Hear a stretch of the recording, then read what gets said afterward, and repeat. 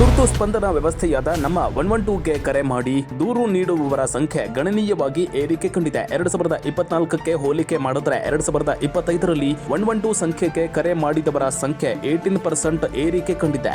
2025ರಲ್ಲಿ ನಮ್ಮ 112ಗೆ ಒಟ್ಟು 5,22,742 ಕರೆಗಳನ್ನ ಸ್ವೀಕರಿಸಿದೆ.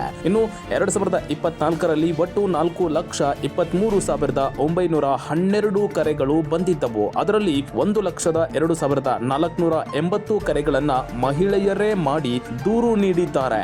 ಇನ್ನು ತುರ್ತು ಕರೆಗಳ ಸಂಖ್ಯೆ ಹೆಚ್ಚಾದ್ರೂ ಕೂಡ ಹಲ್ಲೆ ಪ್ರಕರಣಗಳು 9% ಕಡಿಮೆ ಆಗಿದೆ. ಇನ್ನು ಈ ಹಿಂದೆ 112ಗೆ ಕರೆ ಮಾಡುವ ದೂರುದಾರರೊಂದಿಗೆ ನೇರವಾಗಿ ಹೊಯ್ಸಳ ಸಿಬ್ಬಂದಿ ಮಾತಾಡ್ತಾ ಇದ್ರು. ಆದ್ರೆ ಹೊಸ ಟೆಕ್ನಾಲಜಿ ಇದರಲ್ಲಿ ಬಳಕೆ ಆಗ್ತಾ ಇತ್ತು. ಸದ್ಯ 112 ಸಂಖ್ಯೆಗೆ ಕರೆ ಮಾಡಿದ ದೂರುದಾರರ ಫೋನ್ ನಂಬರ್ ಮತ್ತು ಹೆಸರು ಹೊಯ್ಸಳ ಸಿಬ್ಬಂದಿಗೆ ಗೊತ್ತಾಗೋದೇ ಇಲ್ಲ. ಹೀಗಾಗಿ ದೂರುದಾರ ಮಾಹಿತಿಯನ್ನ ಗೌಪ್ಯವಾಗಿ ಇಡಲು ಇದು ಸಹಕಾರಿಯಾಗಿದೆ. ಇನ್ನು ಮುಂದೆ ವೈಯಕ್ತಿಕ ದೂರುಗಳ ಜೊತೆಗೆ ಸಮಾಜದಲ್ಲಿ ನಡೆಯುವ ಡ್ರಗ್ ರ್ಯಾಗಿಂಗ್ ಸೇರಿ ಅಕ್ರಮಗಳ ಕುರಿತು ಮಾಹಿತಿ ನೀಡುವಂತೆ ಆಡಳಿತ ವಿಭಾಗದ ಜಂಟಿ ಆಯುಕ್ತ ಕುಲದೀಪ್ ಕುಮಾರ್ ಜೈನ್ ಸಾರ್ವಜನಿಕರಲ್ಲಿ ಮಾತನಾಡಿದ್ದಾರೆ. ಇನ್ನು ಪಬ್ಲಿಕ್ ನೆಕ್ಸ್ಟ್ ಜೊತೆ 112 ಕಾರ್ಯವೈಖರಿ ಕುರಿತ ಒಂದಷ್ಟು ಮಾಹಿತಿಗಳನ್ನ ಅವರು ಹಂಚಿಕೊಂಡಿದ್ದಾರೆ. ಬನ್ನಿ ನೋಡೋಣ. ಬೆಂಗಳೂರಿನ ಜನರಿಗೆ ಮೊದಲು ನೆನಪಾಗೋದು, ಅದರಲ್ಲೂ ಸಮಸ್ಯೆ ನೆನಪಾಗೋದು ಪೊಲೀಸ್ನವರು. ಆ ಪೊಲೀಸನ್ನು ಸಂಪರ್ಕ ಮಾಡೋದು ಕೂಡ 112 ಮುಖಾಂತರ. ಆ 112ಗೆ ನಿತ್ಯ ಸಾವಿರಾರು ಕರೆಗಳು ಬರ್ತವೆ. ಅದರಲ್ಲೂ ಕೂಡ ಆ 112ಗೆ ಬರುವಂಥ ಕರೆಗಳನ್ನ ಪ್ರತಿಯೊಂದು ಕರೆಗೂ ಕೂಡ ರೆಸ್ಪಾನ್ಸ್ ಮಾಡೋದು ಪೊಲೀಸರ ಕರ್ತವ್ಯ ಆಗಿರುತ್ತೆ. 2024ಕ್ಕೆ ಹೋಲಿಕೆ ಮಾಡಿದ್ರೆ 2025ರಲ್ಲಿ ಅತ್ಯಂತ ಹೆಚ್ಚು ಕರೆಗಳು ಬಂದಿದೆ. ಅದರಲ್ಲೂ ಕೂಡ ಸುಮಾರು 18% ಕರೆಗಳು ಕೂಡ ಹೆಚ್ಚಾಗಿರುವಂಥದ್ದು. ಅದರಲ್ಲಿ ಮಹಿಳೆಯರ ಸಂಖ್ಯೆ ಕೂಡ ಸಿಂಹಪಾಲು ಅಂತ ಹೇಳಲಾಗ್ತಾ ಇದೆ. ಈ ಎಷ್ಟು ಕರೆಗಳು ಬಂದಿತ್ತು ಮತ್ತೆ 2024, 2025ರಲ್ಲಿ ಎಷ್ಟೆಲ್ಲ ಯಾವ ರೀತಿಯ ಕರೆಗಳು ಬಂದಿದೆ ಅನ್ನೋದಕ್ಕೆ ಸಂಕ್ಷಿಪ್ತವಾಗಿ ಹೇಳೋದಕ್ಕೆ ನಮ್ಮ ಜೊತೆ ಈಗ ಕುಲದೀಪ್ ಕುಮಾರ್ ಜೈನ್ ಸರ್ ಇದ್ದಾರೆ. ಅವ್ರನ್ನೂ ಕೂಡ ಮಾತಾಡ್ಸೋಣ. ಸರ್, ಈಗ 2024ಕ್ಕೆ ಹೋಲಿಕೆ ಮಾಡಿದ್ರೆ 2025ಕ್ಕೆ 112 ಕರೆಗಳ ಸಂಖ್ಯೆ ಜಾಸ್ತಿ ಆಗಿರೋದು. ಎಷ್ಟು ಸಂಖ್ಯೆ ಜಾಸ್ತಿ ಆಗಿದೆ? ಯಾವ ರೀತಿಯ ಕರೆಗಳು ಬಂದಿದೆ? 2 ವರ್ಷ ಕಂಪೇರ್ ಮಾಡಿದರೆ ಸುಮಾರು ಒಂದು 75,000 ಇಂದ 80,000 ಕರೆಗಳು ಜಾಸ್ತಿ ಆಗಿದೆ. ಈ ಕರೆದು ಏನು ಒಂದು ವಿಶೇಷ ಇದೆನಾ, ನಾವು ಟೋಟಲ್ ಕ್ರೈಮ್ ರೇಟ್ ಅಥವಾ ಕ್ರೈಮ್ಗೆ ಹೋಲಿಸಿದರೆ ಈ ಕರೆ ಹೆಚ್ಚಾಗಿ ನಮ್ಮ ಇಂಟರ್ವೆನ್ಷನ್ ಏನು ಬೇಗ ಆಗಿದೆ. ಅದ ಕಾರಣವಾಗಿ ನಮ್ಮ ಕ್ರೈಮ್ ಏನು ಬೆಂಗಳೂರು ಸಿಟಿಯಲ್ಲಿ ಏನು ಈ ಸಾಮಾನ್ಯ ರೂಪದ ಏನು ಕ್ರೈಮ್ ರಿಪೋರ್ಟ್ ಆಗ್ತದೆ ಅದು ಸಂಖ್ಯೆ ಸ್ವಲ್ಪ ಕಡಿಮೆ ಆಗಿದೆ. 2024ಕ್ಕೆ ಹೋಲಿಸಿದರೆ ಸುಮಾರು 9% ಹರ್ಟ್ ಕೇಸಸ್ ಕಡಿಮೆ ಆಗಿದೆ. ಅದಕ್ಕೆ ಒಂದು ಶ್ರೇಯ ಅಥವಾ ಒಂದು ರೀಸನ್ ನಾವು ಹೇಳ್ಕೊಬೋದು, ಇದು ನಮ್ಮ 112 ಯಾರಿಗಾದ್ರು ಸಮಸ್ಯೆ ಇದ್ದರೆ ಇದ್ರ ಬಗ್ಗೆ ನಾವು ಇಂಟರ್ವೆನ್ಷನ್ ಮಾಡಿ ಅದಕ್ಕೆ ಪರಿಹಾರ ಮಾಡೋಕ್ಕೆ ಪ್ರಯತ್ನವನ್ನು ಮಾಡ್ತಾ ಇದ್ದೀವಿ. ಈ ವರ್ಷ ಕರೆಗಳಲ್ಲಿ ಮಹಿಳೆಯರ ಸಂಖ್ಯೆ ಜಾಸ್ತಿ ಆಗಿದೆ, ಅಂದರೆ ಮಹಿಳೆಯರು ಫೋನ್ ಮಾಡೋರು ಜಾಸ್ತಿ ಆಗಿದ್ದಾರೆ ಅಂತ. ಇದು ಯಾವುದನ್ನು ಸೂಚಿಸುತ್ತೆ ಸರ್? ಅಂದರೆ ಒಳ್ಳೆಯದಾ ಅಥವಾ ಏನು ಅಂತ ಸರ್? ಕ್ರೈಮ್ ರೇಟ್ ಜಾಸ್ತಿ ಆಗಿದೆ ಅಂತಲೇ ಏನು? ಈಗ ಮಹಿಳೆಯರವ್ರದ್ದು ಸಂಖ್ಯೆ ಜಾಸ್ತಿ ಆಗಿದ್ದನ್ನ ಇದು ಮೇಯ್ನ್ ಕಾರಣ ಹೇಳ್ಬೋದು ಅವೇರ್ನೆಸ್. ಪ್ರತಿಯೊಬ್ಬರಿಗೂ ಇದ್ರ ಬಗ್ಗೆ ಅವೇರ್ನೆಸ್ ಗೊತ್ತಾದರೆ ಅವ್ರಿಗೆ ಒಂದು ನಂಬಿಕೆ ಇರ್ತದೆ ಕಿ ಹೌದು ನಮಗೆ ಏನಾದರೂ ನಾವು ಸಮಸ್ಯೆದಲ್ಲಿ ಇದ್ದರೆ ಅಥವಾ ನಾವು ಮಾತ್ರ ಇಲ್ಲ, ನಮ್ಮ ಸುತ್ತಮುತ್ತಲೂ ನಾವು ಏನಾದರೂ ಒಂದು ಸಮಸ್ಯೆಗಳು ನೋಡಿದರೆ ನಾವು 112ಕ್ಕೆ ಕರೆ ಮಾಡಿದರೆ ಪೊಲೀಸರವರು ತಕ್ಷಣವೇ ಇಲ್ಲಿಗೆ ಬರ್ತಾರೆ. ಬಂದಾದ ಮೇಲೆ ಅದಕ್ಕೆ ಏನು ನಿಯಮಾನುಸಾರ ಕ್ರಮ ಕೈಗೊಳ್ಳಬೇಕು ಅದು ಕ್ರಮ ಕೈಗೊಳ್ತಾರೆ. ಸೊ ಅದು ಒಂದು ನಂಬಿಕೆ ಹೆಚ್ಚು ಆಗ್ತಾ ನಾವು ಅಪೇಕ್ಷೆ ಪಡ್ತಾ ಇದ್ದೀವಿ ಇನ್ನೂ ಮುಂದಿನ ದಿನದಲ್ಲಿ ಜಾಸ್ತಿ ಕರೆ ಬರ್ತದೆ. ಕರೆ ನಮಗೆ ಹಿರಿಯರ ಕಡೆಯಿಂದ, ಮಹಿಳೆಯರ ಕಡೆಯಿಂದ, ಮಕ್ಕಳ ಕಡೆಯಿಂದ, ಎಲ್ಲರ ಕಡೆಯಿಂದ ಬಂದರೆ ಮಾತ್ರ ಅವ್ರಿಗೆ ಇರುವ ತೊಂದರೆ ಅಥವಾ ಸುತ್ತಮುತ್ತಲು ತೊಂದರೆಗಳ ಬಗ್ಗೆ ನಾವು ಏನಾದರೂ ಪರಿಣಾಮವಾಗಿ ಸರಿಪಡಿಸೋದಕ್ಕೆ ಪ್ರಯತ್ನಗಳು ಮಾಡ್ಕೋಬೋದು. ಹೆಚ್ಚಾಗಿ ಅವೇರ್ನೆಸ್ ಮೂಡಿಸುವಂಥದ್ದು ಪೊಲೀಸರ ಮೇಲೆ ಹೊರೆ ಜಾಸ್ತಿ ಆಗ್ತಿದೆ. ಯಾಕೆಂದರೆ ಎಲ್ಲವೂ ಕೂಡ 112 ಕರೆ ಬಂದರೆ ಹೊಯ್ಸಳ ಹೋಗಬೇಕು, ಅಲ್ಲಿ ಸ್ಪಾಟ್ ಇನ್ಸ್ಪೆಕ್ಷನ್ ಮಾಡಬೇಕು, ಅಲ್ಲಿ ಪರಿಹಾರ ಸೂಕ್ತ ಆವಾಗಲೇ ಕೊಡಬೇಕು ಅಂತೇಳಿ ಇದೆಲ್ಲ ಒಂದು ಕಡೆ ಹೊರೆ ಆಗುತ್ತಿದೆ ಅಂತ. ಇಬ್ಬರು ಪಾರ್ಟಿ ಮಧ್ಯದಲ್ಲಿ ಏನಾದರೂ ಪ್ರಾಬ್ಲಮ್ ಇದ್ದರೆ ಅಥವಾ ಘರ್ಷಣೆ ಇದ್ದರೆ ಅಥವಾ ಸಮಸ್ಯೆ ಇದ್ದರೆ ಅದು ಕೊನೆಯವಾಗಿ ಅದು ಬಗೆಹರಿಸೋದು ಅಥವಾ ಸರಿಪಡಿಸೋದು, ತನಿಖೆ ಮಾಡಿಸೋದು ಪೊಲೀಸರವರೇ ಮಾಡಬೇಕು.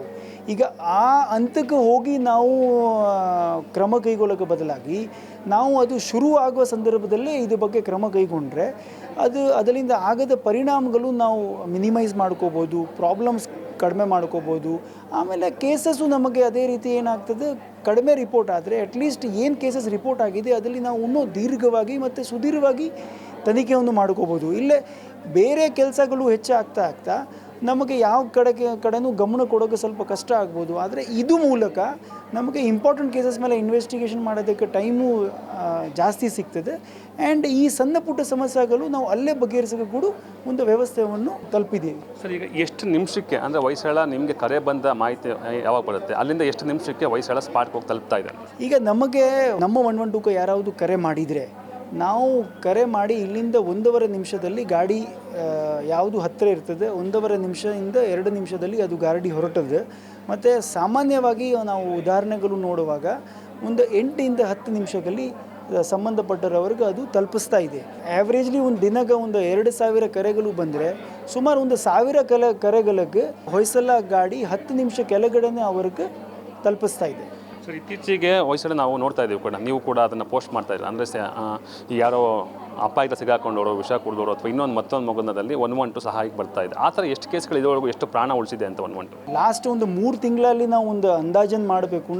ಈ ಅಟೆಂಪ್ಟ್ ಟು ಸೂಸೈಡ್ ಇರ್ಬೋದು ಅಥವಾ ಮೈನರ್ ಮಕ್ಕಳದ್ದು ಮಿಸ್ಸಿಂಗ್ ಆಗಿರ್ಬೋದು, ಅವ್ರ ತಂದೆ ತಾಯಿ ಜೊತೆಗೆ ಮತ್ತೆ ಸೇರಿಸೋದು ಇರ್ಬೋದು, ಅಥವಾ ಹಿರಿಯರು ಯಾರಾವುದು ಅವ್ರದ್ದು ಮನೆ ಗೊತ್ತಾಗದೆ ಅಲ್ಲಿ ಹೋಗಿರ್ಬೋದು. ಇವರು ಎಲ್ಲ ನೋಡಿದರೆ ಒಂದು ಲಾಸ್ಟ್ 3 ತಿಂಗಳಲ್ಲಿ ಮಿನಿಮಮ್ ಒಂದು 100ಕ್ಕಿಂತ ಹೆಚ್ಚು ಕೇಸ್ ಈ ಥರದ ನಮ್ಮ ಹೊಯ್ಸಳ ಮತ್ತು ನಮ್ಮ 112 ಮೂಲಕ ನಾವು ತಕ್ಷಣವೇ ಪತ್ತೆ ಮಾಡಿದ್ದೀವಿ.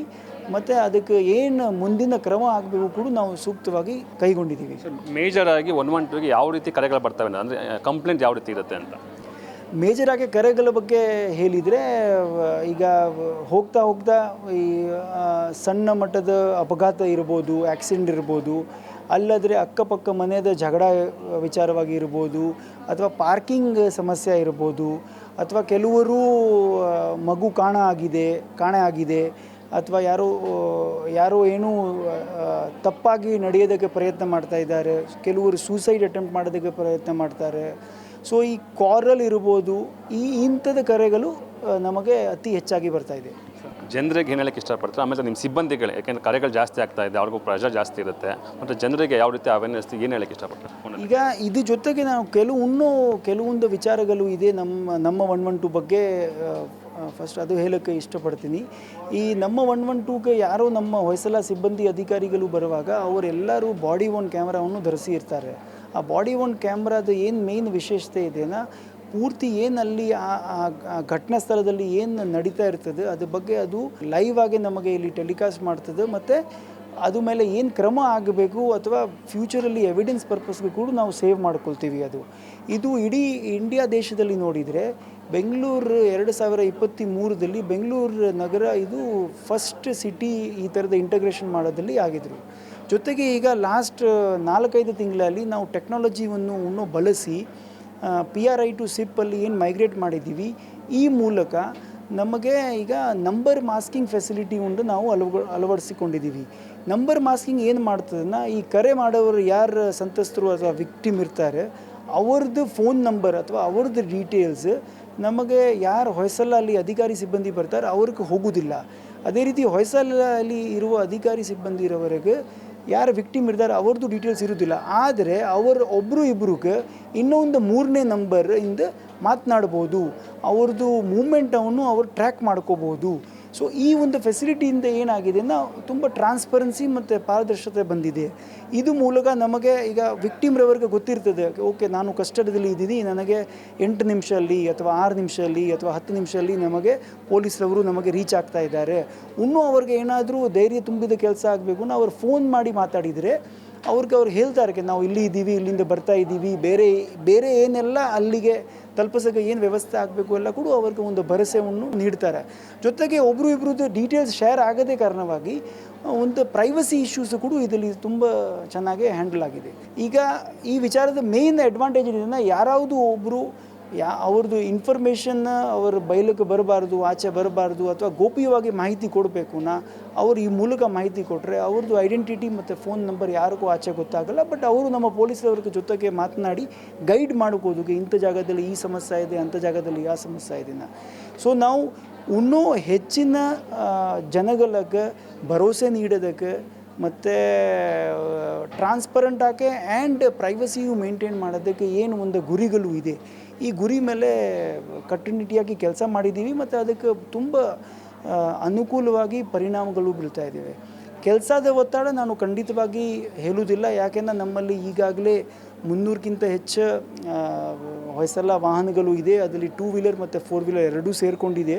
ಮುಂದಿನ ದಿನ ಅಲ್ಲಿ ಯಾವ ರೀತಿ ಅವಶ್ಯಕತೆ ಬರ್ತದೆ ನಾವು ಅದು ದಿನನಿತ್ಯ ವಾರ ತಿಂಗಳ ಲೆಕ್ಕದಲ್ಲಿ ನಾವು ಮಾನಿಟರ್ ಮಾಡ್ತಾ ಇರ್ತೀವಿ. ಎಲ್ಲಿ ಯಾವ ರೀತಿ ಎಷ್ಟು ಡೆಪ್ಲಾಯ್ಮೆಂಟ್ ಮಾಡಬೇಕು ಆ ಡೆಪ್ಲಾಯ್ಮೆಂಟ್ ಎಲ್ಲ ನಾವು ಡೈನಮಿಕ್ಲಿ ಮಾಡಿಕೊಂಡು ಅಗತ್ಯ ಮೇಲೆ ಅದ್ರ ಮೇಲೆ ಕ್ರಮ ಕೈಗೊಳ್ತಾ ಇದ್ದೀವಿ. ನೀವು ಖಾಸಗಿತನ ಅಂತ ಹೇಳಿದ್ರೆ ಅಂದರೆ ಖಾಸಗಿ ಇದನ್ನ ನಾವು ಗೌಪ್ಯವಾಗಿರ್ತೀವಿ ಅಂದರೆ ನಿಮ್ಮ ಯಾರು ಕರೆ ಮಾಡ್ತಾರೆ ಅದನ್ನು ಈ ಕರೆ ಮಾಡಿದ್ರೆ ಮೊದಲೆಲ್ಲ ಏನಾಗ್ತಿತ್ತು ಅಂದರೆ ಅವ್ರ ವೈಯಕ್ತಿಕ ಸಮಸ್ಯೆಗಳನ್ನ ಹೇಳ್ಕೊತಾರೆ, ಅಂದರೆ ನಮ್ಮನೆ ಸಮಸ್ಯೆ ಅಥವಾ ನಮ್ಮನೆ ಜಗಳ, ನಮ್ಮನೆ ಮಿಸ್ಸಿಂಗು ಏನು ಹೇಳ್ತಾ ಇದ್ದಾರೆ. ಈಗ ಈ ಥರ ಏನಾದ್ರು ಗೌಪ್ಯತೆ ಕಾಪಾಡಿದ್ರೆ ಎಲ್ಲೊಂದು ಕಡೆ ಗಾಂಜಾ ಮಾಡ್ತಾ ಇದ್ದಾರೆ ಅಥವಾ ರೌಡಿ ಆಕ್ಟಿವಿಟಿ ಇದೆ, ಇದನ್ನು ಕೂಡ ಇನ್ಫಾರ್ಮೇಷನ್ನ ಧೈರ್ಯವಾಗಿ ಕೊಡ್ಬೋದು ಅಂತ ಅನಿಸುತ್ತೆ ಸರ್. 100% ಕೊಡ್ಬೋದು. ಯಾಕೆಂದ್ರೆ ಗೌಪ್ಯವಾಗಿ ನಿಮ್ಮ ಮಾಹಿತಿ ಇದ್ದರೆ ಇಲ್ಲೇ ಕರೆ ಮಾಡಿರೋವ್ರದ್ದು ಫೋನ್ ನಂಬರ್ ಅಥವಾ ಅವ್ರದ್ದು ಐಡೆಂಟಿಟಿ ಪೊಲೀಸರವ್ರಿಗೆ ಗೊತ್ತಾಗಲಿಲ್ಲ ಅಥವಾ ಅವ್ರದ್ದು ಭರೋಸೆ ಇದ್ದರೆ ಸುಮಾರು ಇಲ್ಲೀಗಲ್ ಆ್ಯಕ್ಟಿವಿಟೀಸ್ ಅಕ್ಕಪಕ್ಕ ಸುತ್ತಮುತ್ತಲು ಏನಾಗ್ತದೆ ಅದ್ರ ಬಗ್ಗೆ ನಮಗೆ ಮಾಹಿತಿ ಬರ್ಬೋದು ಮತ್ತು ಆ ಮಾಹಿತಿ ಮೇಲೆ ನಾವು ಕ್ರಮನೂ ಕೈಗೊಳ್ತೀವಿ. ಈಗ ಎಜುಕೇಷನ್ ಇನ್ಸ್ಟಿಟ್ಯೂಷನ್ ಸುತ್ತಮುತ್ತಲು ಏನಾದರೂ ಗಾಂಜಾ ಬಗ್ಗೆ ಮಾಹಿತಿ ಬಂದರೆ ಯಾರಾವುದು ಮೂರನೇ ವ್ಯಕ್ತಿ ಅದಕ್ಕೆ ಫೋನ್ ಮಾಡಿ ಹೇಳಿದರೆ ಖಂಡಿತವಾಗಿ ಅವ್ರದ್ದು ಫೋನ್ ನಂಬರ್ ನಮ್ಮ ಹತ್ರ